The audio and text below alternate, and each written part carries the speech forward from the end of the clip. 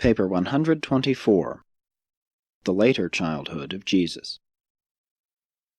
Although Jesus might have enjoyed a better opportunity for schooling at Alexandria than in Galilee, he could not have had such a splendid environment for working out his own life problems with a minimum of educational guidance, at the same time enjoying the great advantage of constantly contacting with such a large number of all classes of men and women, hailing from every part of the civilized world. Had he remained at Alexandria, his education would have been directed by Jews and along exclusively Jewish lines. At Nazareth he secured an education and received a training which more acceptably prepared him to understand the Gentiles, and which gave him a better and more balanced idea of the relative merits of the Eastern or Babylonian and the Western or Hellenic views of Hebrew theology. 1. Jesus' 9th year, A.D. 3. Though it could hardly be said that Jesus was ever seriously ill, he did have some of the minor ailments of childhood this year, along with his brothers and baby sister. School went on, and he was still a favored pupil, having 1 week each month at liberty, and he continued to divide his time about equally between trips to neighboring cities with his father, sojourns on his uncle's farm south of Nazareth, and fishing excursions out from Magdala. The most serious trouble as yet to come up at school occurred in late winter, when Jesus dared to challenge the Shazan regarding the teaching that all images, pictures, and drawings were idolatrous in nature. Jesus delighted in drawing landscapes as well as in modeling a great variety of objects in potter's clay. Everything of that sort was strictly forbidden by Jewish law, but up to this time he had managed to disarm his parents' objection to such an extent that they had permitted him to continue in these activities. But trouble was again stirred up at school when one of the more backward pupils discovered Jesus drawing a charcoal picture of the teacher on the floor of the schoolroom. There it was, plain as day, and many of the elders had viewed it before the committee went to call on Joseph to demand that something be done to suppress the lawlessness of his eldest son. And though this was not the first time complaints had come to Joseph and Mary about the doings of their versatile and aggressive child, this was the most serious of all the accusations which had thus far been lodged against him. Jesus listened to the indictment of his artistic efforts for some time, being seated on a large stone just outside the back door.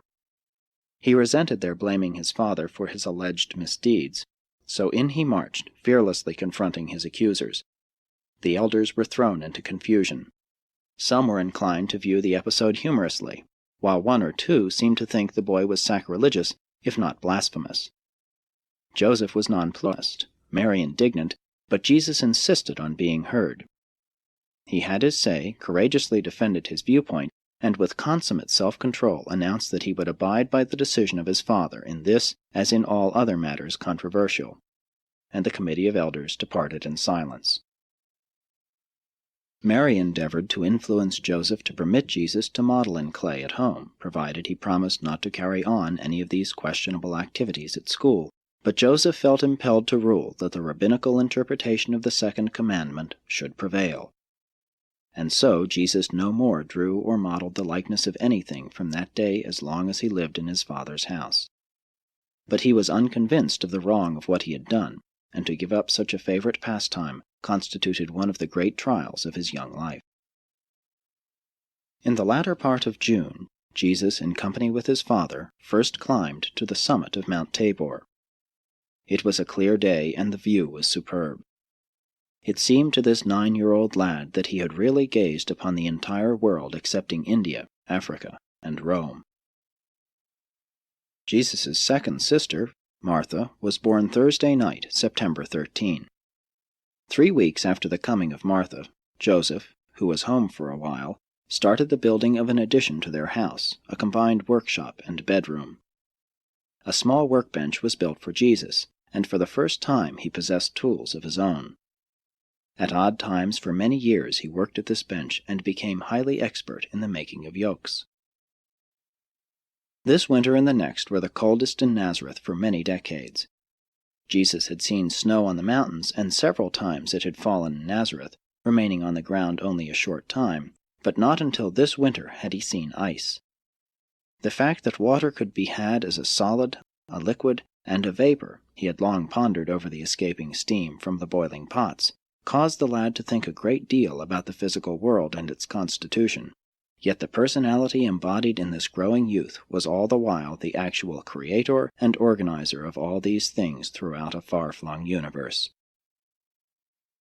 The climate of Nazareth was not severe. January was the coldest month, the temperature averaging around 50 degrees Fahrenheit. During July and August, the hottest months, the temperature would vary from 75 to 90 degrees Fahrenheit. From the mountains to the Jordan and the Dead Sea Valley, the climate of Palestine ranged from the frigid to the torrid. And so, in a way, the Jews were prepared to live in about any and all of the world's varying climates.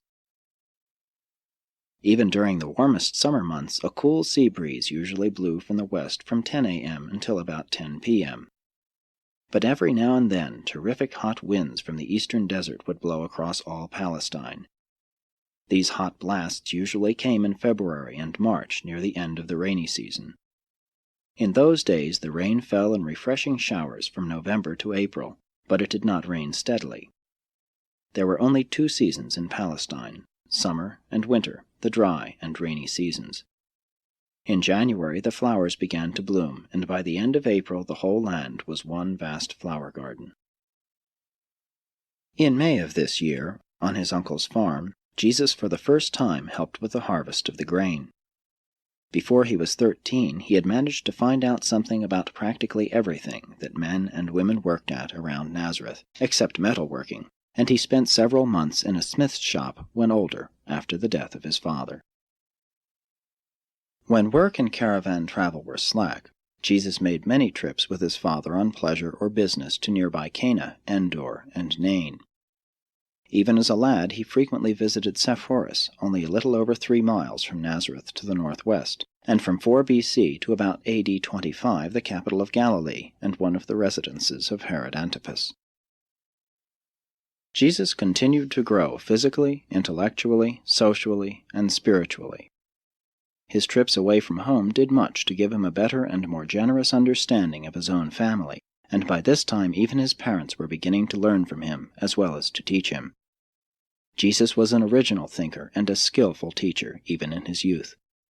He was in constant collision with the so-called oral law, but he always sought to adapt himself to the practices of his family. He got along fairly well with the children of his age, but he often grew discouraged with their slow-acting minds. Before he was 10 years old, he had become the leader of a group of 7 lads who formed themselves into a society for promoting the acquirements of manhood, physical, intellectual, and religious. Among these boys, Jesus succeeded in introducing many new games and various improved methods of physical recreation. 2. The 10th year, A.D. 4.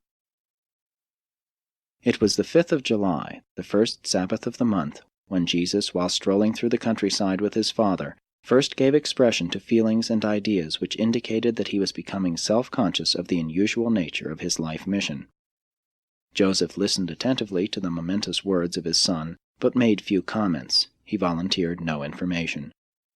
The next day Jesus had a similar but longer talk with his mother. Mary likewise listened to the pronouncements of the lad, but neither did she volunteer any information. It was almost 2 years before Jesus again spoke to his parents concerning this increasing revelation within his own consciousness regarding the nature of his personality and the character of his mission on earth. He entered the advanced school of the synagogue in August. At school he was constantly creating trouble by the questions he persisted in asking. Increasingly he kept all Nazareth in more or less of a hubbub. His parents were loath to forbid his asking these disquieting questions, and his chief teacher was greatly intrigued by the lad's curiosity, insight, and hunger for knowledge. Jesus' playmates saw nothing supernatural in his conduct. In most ways he was altogether like themselves. His interest in study was somewhat above the average, but not wholly unusual. He did ask more questions at school than others in his class. Perhaps his most unusual and outstanding trait was his unwillingness to fight for his rights. Since he was such a well-developed lad for his age, it seemed strange to his playfellows that he was disinclined to defend himself even from injustice or when subjected to personal abuse. As it happened, he did not suffer much on account of this trait, because of the friendship of Jacob, a neighbor boy who was 1 year older. He was the son of the stonemason, a business associate of Joseph. Jacob was a great admirer of Jesus and made it his business to see that no one was permitted to impose upon Jesus because of his aversion to physical combat. Several times older and uncouth youths attacked Jesus, relying upon his reputed docility, but they always suffered swift and certain retribution at the hands of this self-appointed champion and ever-ready defender, Jacob the stonemason's son. Jesus was the generally accepted leader of the Nazareth lads who stood for the higher ideals of their day and generation. He was really loved by his youthful associates, not only because he was fair, but also because he possessed a rare and understanding sympathy that betokened love and bordered on discreet compassion. This year he began to show a marked preference for the company of older persons. He delighted in talking over things cultural, educational, social, economic, political, and religious with older minds, and his depth of reasoning and keenness of observation so charmed his adult associates that they were always more than willing to visit with him. Until he became responsible for the support of the home, his parents were constantly seeking to influence him to associate with those of his own age, or more nearly his age, rather than with older and better informed individuals for whom he evinced such a preference. Late this year he had a fishing experience of 2 months with his uncle on the Sea of Galilee, and he was very successful. Before attaining manhood, he had become an expert fisherman. His physical development continued. He was an advanced and privileged pupil at school. He got along fairly well at home with his younger brothers and sisters, having the advantage of being 3 1/2 years older than the oldest of the other children. He was well thought of in Nazareth, except by the parents of some of the duller children, who often spoke of Jesus as being too pert, as lacking in proper humility and youthful reserve.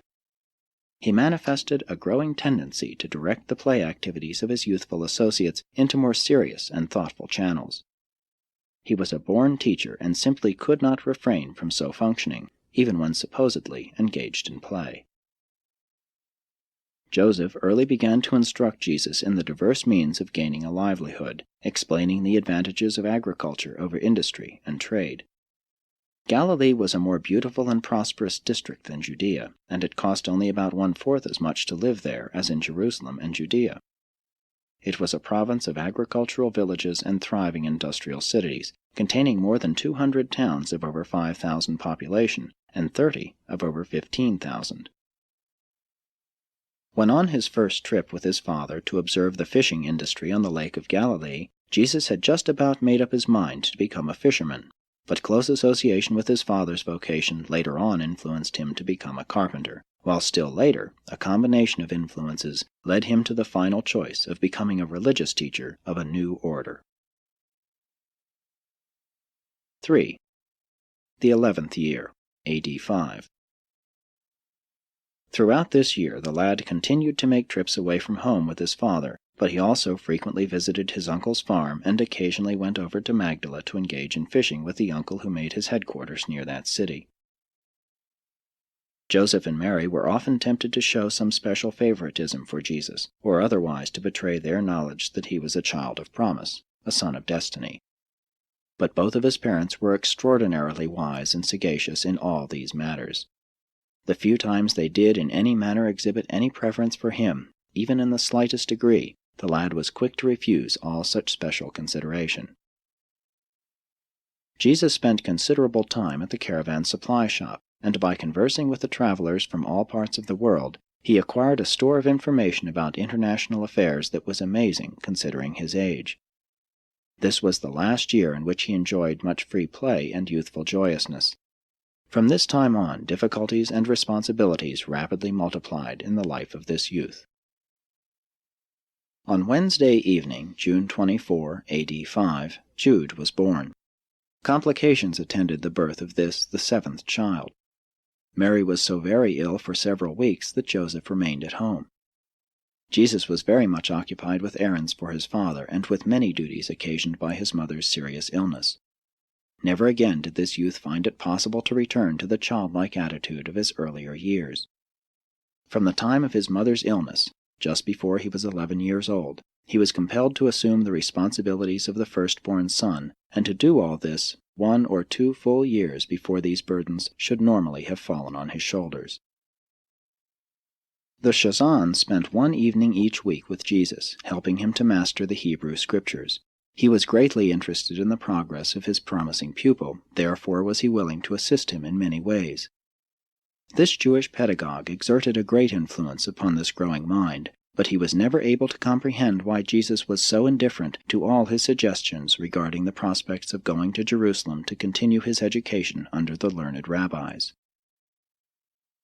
About the middle of May, the lad accompanied his father on a business trip to Scythopolis, the chief Greek city of the Decapolis, the ancient Hebrew city of Beth-She'an. On the way, Joseph recounted much of the olden history of King Saul, the Philistines, and the subsequent events of Israel's turbulent history.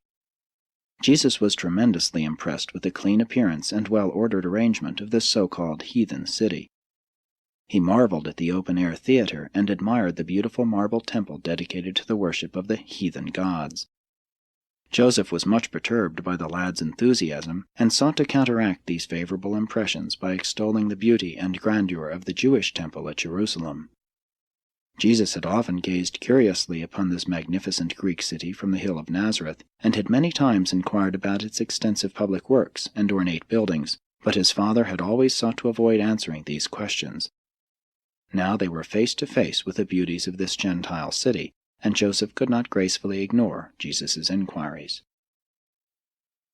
It so happened that just at this time the annual competitive games and public demonstrations of physical prowess between the Greek cities of the Decapolis were in progress at the Scythopolis amphitheater, and Jesus was insistent that his father take him to see the games, and he was so insistent that Joseph hesitated to deny him. The boy was thrilled with the games and entered most heartily into the spirit of the demonstrations of physical development and athletic skill. Joseph was inexpressibly shocked to observe his son's enthusiasm as he beheld these exhibitions of heathen vaingloriousness. After the games were finished, Joseph received the surprise of his life when he heard Jesus express his approval of them, and suggest that it would be good for the young men of Nazareth if they could be thus benefited by wholesome outdoor physical activities.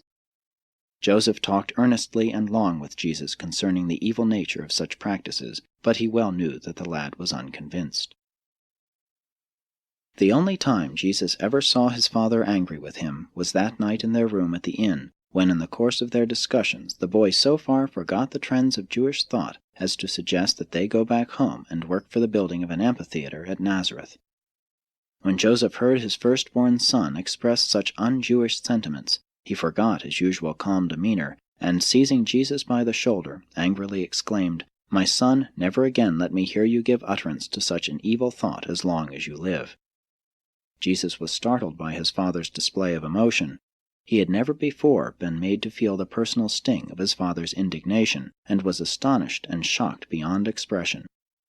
He only replied, "Very well, my father, it shall be so." And never again did the boy even in the slightest manner allude to the games and other athletic activities of the Greeks as long as his father lived. Later on, Jesus saw the Greek amphitheater at Jerusalem, and learned how hateful such things were from the Jewish point of view. Nevertheless, throughout his life he endeavored to introduce the idea of wholesome recreation into his personal plans and, as far as Jewish practice would permit, into the later program of regular activities for his 12 apostles. At the end of this 11th year, Jesus was a vigorous, well-developed, moderately humorous, and fairly light-hearted youth. But from this year on he was more and more given to peculiar seasons of profound meditation and serious contemplation. He was much given to thinking about how he was to carry out his obligations to his family, and at the same time to be obedient to the call of his mission to the world. Already he had conceived that his ministry was not to be limited to the betterment of the Jewish people. 4. The 12th year, A.D. 6. This was an eventful year in Jesus' life.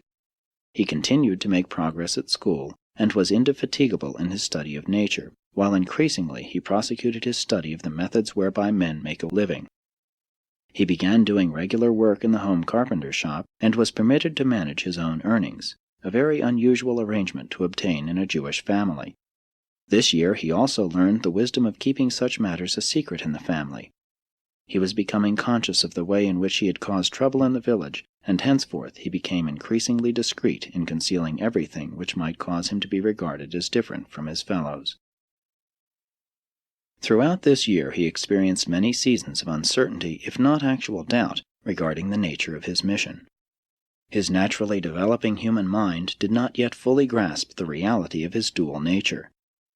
The fact that he had a single personality rendered it difficult for his consciousness to recognize the double origin of those factors which compose the nature associated with that self-same personality. From this time on, he became more successful in getting along with his brothers and sisters. He was increasingly tactful, always compassionate and considerate of their welfare and happiness, and enjoyed good relations with them up to the beginning of his public ministry. To be more explicit, he got along with James, Miriam, and the two younger, as yet unborn children, Amos and Ruth, most excellently. He always got along with Martha fairly well. What trouble he had at home largely arose out of friction with Joseph and Jude, particularly the latter. It was a trying experience for Joseph and Mary to undertake the rearing of this unprecedented combination of divinity and humanity, and they deserve great credit for so faithfully and successfully discharging their parental responsibilities. Increasingly, Jesus' parents realized that there was something superhuman resident within this eldest son, but they never even faintly dreamed that this son of promise was indeed and in truth the actual creator of this local universe of things and beings. Joseph and Mary lived and died without ever learning that their son Jesus really was the universe creator incarnate in mortal flesh. This year Jesus paid more attention than ever to music, and he continued to teach the home school for his brothers and sisters. It was at about this time that the lad became keenly conscious of the difference between the viewpoints of Joseph and Mary regarding the nature of his mission. He pondered much over his parents' differing opinions, often hearing their discussions when they thought he was sound asleep. More and more he inclined to the view of his father, so that his mother was destined to be hurt by the realization that her son was gradually rejecting her guidance in matters having to do with his life career. And as the years passed, this breach of understanding widened. Less and less did Mary comprehend the significance of Jesus' mission, and increasingly was this good mother hurt by the failure of her favorite son to fulfill her fond expectations. Joseph entertained a growing belief in the spiritual nature of Jesus' mission. And but for other and more important reasons, it does seem unfortunate that he could not have lived to see the fulfillment of his concept of Jesus' bestowal on earth. During his last year at school, when he was 12 years old, Jesus remonstrated with his father about the Jewish custom of touching the bit of parchment nailed upon the doorpost each time on going into or coming out of the house, and then kissing the finger that touched the parchment. As a part of this ritual, it was customary to say, "The Lord shall preserve our going out and our coming in, from this time forth and even forevermore." Joseph and Mary had repeatedly instructed Jesus as to the reasons for not making images or drawing pictures, explaining that such creations might be used for idolatrous purposes. Though Jesus failed fully to grasp their prescriptions against images and pictures, he possessed a high concept of consistency, and therefore pointed out to his father the essentially idolatrous nature of this habitual obeisance to the doorpost parchment. And Joseph removed the parchment after Jesus had thus remonstrated with him. As time passed, Jesus did much to modify their practice of religious forms, such as the family prayers and other customs. And it was possible to do many such things at Nazareth, for its synagogue was under the influence of a liberal school of rabbis, exemplified by the renowned Nazareth teacher, Joseph. Throughout this and the 2 following years, Jesus suffered great mental distress as the result of his constant effort to adjust his personal views of religious practices and social amenities to the established beliefs of his parents. He was distraught by the conflict between the urge to be loyal to his own convictions and the conscientious admonition of dutiful submission to his parents. His supreme conflict was between 2 great commands which were uppermost in his youthful mind. The one was, "Be loyal to the dictates of your highest convictions of truth and righteousness." The other was, "Honor your father and mother, for they have given you life and the nurture thereof." However, he never shirked the responsibility of making the necessary daily adjustments between these realms of loyalty to one's personal convictions and duty toward one's family, and he achieved the satisfaction of effecting an increasingly harmonious blending of personal convictions and family obligations into a masterful concept of group solidarity based upon loyalty, fairness, tolerance, and love. 5. His 13th year, AD 7. In this year the lad of Nazareth passed from boyhood to the beginning of young manhood. His voice began to change, and other features of mind and body gave evidence of the oncoming status of manhood. On Sunday night, January 9, AD 7, his baby brother Amos was born. Jude was not yet 2 years of age, and the baby sister Ruth was yet to come, so it may be seen that Jesus had a sizable family of small children left to his watch care when his father met his accidental death the following year. It was about the middle of February that Jesus became humanly assured that he was destined to perform a mission on earth for the enlightenment of man and the revelation of God. Momentous decisions, coupled with far-reaching plans, were formulating in the mind of this youth, who was, to outward appearances, an average Jewish lad of Nazareth.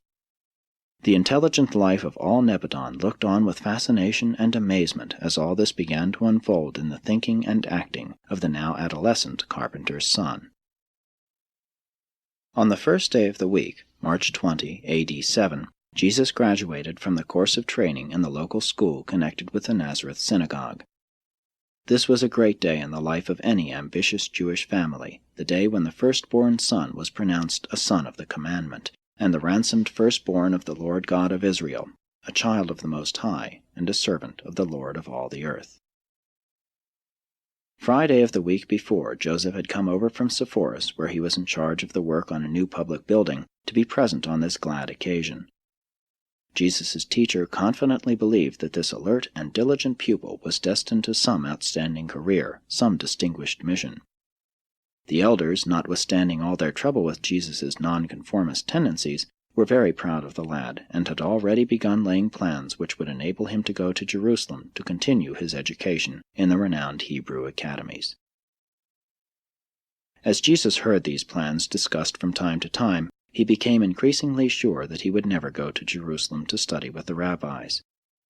But he little dreamed of the tragedy so soon to occur, which would ensure the abandonment of all such plans by causing him to assume the responsibility for the support and direction of a large family, presently to consist of 5 brothers and 3 sisters, as well as his mother and himself. Jesus had a larger and longer experience rearing this family than was accorded to Joseph, his father, and he did measure up to the standard which he subsequently set for himself, to become a wise, patient, understanding, and effective teacher and eldest brother to this family, his family, so suddenly sorrow-stricken and so unexpectedly bereaved. 6. The journey to Jerusalem. Jesus, having now reached the threshold of young manhood, and having been formally graduated from the synagogue schools, was qualified to proceed to Jerusalem with his parents to participate with them in the celebration of his first Passover. The Passover feast of this year fell on Saturday, April 9, AD 7. A considerable company, 103, made ready to depart from Nazareth early Monday morning, April 4, for Jerusalem. They journeyed south toward Samaria, but on reaching Jezreel they turned east, going around Mount Gilboa into the Jordan Valley in order to avoid passing through Samaria. Joseph and his family would have enjoyed going down through Samaria by way of Jacob's Well and Bethel, but since the Jews disliked to deal with the Samaritans, they decided to go with their neighbors by way of the Jordan Valley. The much-dreaded Archelaus had been deposed, and they had little to fear in taking Jesus to Jerusalem. 12 years had passed since the first Herod had sought to destroy the babe of Bethlehem, and no one would now think of associating that affair with this obscure lad of Nazareth. Before reaching the Jezreel junction, and as they journeyed on, very soon on the left they passed the ancient village of Shunem, and Jesus heard again about the most beautiful maiden of all Israel who once lived there, and also about the wonderful works Elisha performed there. In passing by Jezreel, Jesus' parents recounted the doings of Ahab and Jezebel, and the exploits of Jehu. In passing around Mount Gilboa, they talked much about Saul, who took his life on the slopes of this mountain, King David, and the associations of this historic spot. As they rounded the base of Gilboa, the pilgrims could see the Greek city of Scythopolis on the right. They gazed upon the marble structures from a distance, but went not near the Gentile city, lest they so defile themselves that they could not participate in the forthcoming solemn and sacred ceremonies of the Passover at Jerusalem. Mary could not understand why neither Joseph nor Jesus would speak of Scythopolis. She did not know about their controversy of the previous year, as they had never revealed this episode to her. The road now led immediately down into the tropical Jordan Valley, and soon Jesus was to have exposed to his wondering gaze the crooked and ever-winding Jordan with its glistening and rippling waters as it flowed down toward the Dead Sea. They laid aside their outer garments as they journeyed south in this tropical valley, enjoying the luxurious fields of grain and the beautiful oleanders laden with their pink blossoms, while massive snow-capped Mount Hermon stood far to the north, in majesty looking down on the historic valley. A little over 3 hours' travel from opposite Scythopolis, they came upon a bubbling spring, and here they camped for the night, out under the starlit heavens. On their second day's journey they passed by where the Jabbok from the east flows into the Jordan, and looking east up this river valley they recounted the days of Gideon, when the Midianites poured into this region to overrun the land. Toward the end of the second day's journey they camped near the base of the highest mountain overlooking the Jordan Valley, Mount Sartaba, whose summit was occupied by the Alexandrian fortress where Herod had imprisoned one of his wives and buried his 2 strangled sons. The third day they passed by 2 villages which had been recently built by Herod, and noted their superior architecture and their beautiful palm gardens. By nightfall they reached Jericho, where they remained until the morrow. That evening Joseph, Mary, and Jesus walked 1.5 miles to the site of the ancient Jericho, where Joshua, for whom Jesus was named, had performed his renowned exploits according to Jewish tradition. By the 4th and last day's journey the road was a continuous procession of pilgrims. They now began to climb the hills leading up to Jerusalem. As they neared the top, they could look across the Jordan to the mountains beyond, and south over the sluggish waters of the Dead Sea. About halfway up to Jerusalem, Jesus gained his first view of the Mount of Olives, the region to be so much a part of his subsequent life, and Joseph pointed out to him that the holy city lay just beyond this ridge, and the lad's heart beat fast with joyous anticipation of soon beholding the city and house of his heavenly Father. On the eastern slopes of Olivet they paused for rest in the borders of a little village called Bethany. The hospitable villagers poured forth to minister to the pilgrims, and it happened that Joseph and his family had stopped near the house of one Simon, who had 3 children about the same age as Jesus, Mary, Martha, and Lazarus. They invited the Nazareth family in for refreshment, and a lifelong friendship sprang up between the 2 families. Many times afterward in his eventful life Jesus stopped in this home. They pressed on, soon standing on the brink of Olivet, and Jesus saw for the first time, in his memory, the holy city, the pretentious palaces, and the inspiring temple of his Father. At no time in his life did Jesus ever experience such a purely human thrill as that which at this time so completely enthralled him as he stood there on this April afternoon on the Mount of Olives, drinking in his first view of Jerusalem. And in after years on this same spot he stood and wept over the city which was about to reject another prophet, the last and the greatest of her heavenly teachers. But they hurried on to Jerusalem. It was now Thursday afternoon. On reaching the city they journeyed past the temple, and never had Jesus beheld such throngs of human beings. He meditated deeply on how these Jews had assembled here from the uttermost parts of the known world. Soon they reached the place prearranged for their accommodation during the Passover week, the large home of a well-to-do relative of Mary's, one who knew something of the early history of both John and Jesus through Zacharias. The following day, the day of preparation, they made ready for the appropriate celebration of the Passover Sabbath. While all Jerusalem was astir in preparation for the Passover, Joseph found time to take his son around to visit the academy where it had been arranged for him to resume his education 2 years later, as soon as he reached the required age of 15. Joseph was truly puzzled when he observed how little interest Jesus evinced in all these carefully laid plans. Jesus was profoundly impressed by the temple and all the associated services and other activities. For the first time since he was 4 years old, he was too much preoccupied with his own meditations to ask many questions. He did, however, ask his father several embarrassing questions, as he had on previous occasions, as to why the Heavenly Father required the slaughter of so many innocent and helpless animals. And his father well knew from the expression on the lad's face that his answers and attempts at explanation were unsatisfactory to his deep-thinking and keen-reasoning son. On the day before the Passover Sabbath, flood tides of spiritual illumination swept through the mortal mind of Jesus, and filled his human heart to overflowing with affectionate pity for the spiritually blind and morally ignorant multitudes assembled for the celebration of the ancient Passover commemoration. This was one of the most extraordinary days that the Son of God spent in the flesh, and during the night, for the first time in his earth career, there appeared to him an assigned messenger from Salvington, commissioned by Emmanuel, who said, "The hour has come. It is time that you begin to be about your Father's business."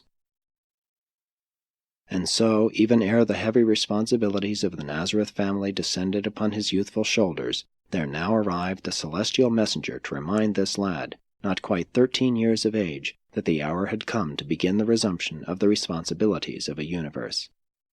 This was the first act of a long succession of events which finally culminated in the completion of the Son's bestowal on Urantia and the replacing of the government of a universe on his human, divine shoulders. As time passed, the mystery of the Incarnation became, to all of us, more and more unfathomable. We could hardly comprehend that this lad of Nazareth was the creator of all Nebadon. Neither do we nowadays understand how the spirit of this same Creator Son and the spirit of his Paradise Father are associated with the souls of mankind. With the passing of time we could see that his human mind was increasingly discerning that, while he lived his life in the flesh, in spirit on his shoulders rested the responsibility of a universe. Thus ends the career of the Nazareth lad, and begins the narrative of that adolescent youth, the increasingly self-conscious divine human, who now begins the contemplation of his world career as he strives to integrate his expanding life purpose with the desires of his parents and his obligations to his family and the society of his day and age.